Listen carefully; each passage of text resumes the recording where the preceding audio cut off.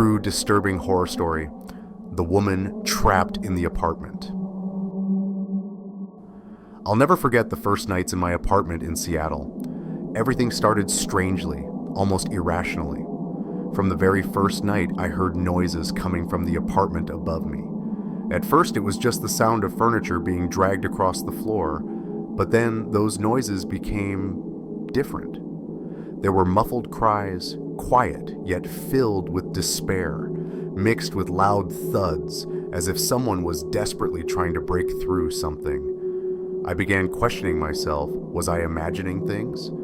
But the sounds continued night after night, robbing me of sleep and peace of mind. I reported it to the landlord, but he dismissed me with a casual wave of his hand, saying, "Everything's fine." But how could everything be fine when I could almost feel the suffering emanating from upstairs? One night, the noises reached a fever pitch. They were louder, more chaotic, and impossible to ignore. My heart pounded as I climbed the stairs, hesitating before knocking on the door of the upstairs apartment. The man who answered was cold, his demeanor eerily calm. His face betrayed nothing, his voice monotone, as though hiding a sinister secret. I asked about the noises, but his response did nothing to reassure me. A few days later, I woke up to the sound of police sirens echoing through the neighborhood. The apartment above me was being raided. I stood frozen on the staircase, watching as the officers led a woman out.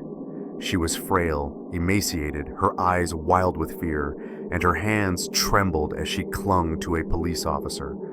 They said she had been trapped in a hidden room with no light, no escape.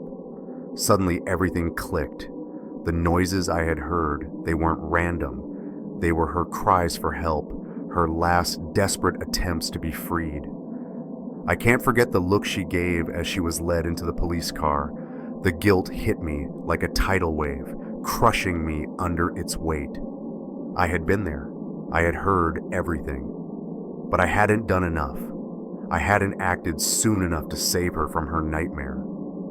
I moved out of that apartment shortly after, but the haunting sounds linger in my mind, a constant reminder that silence can sometimes be more terrifying than screams.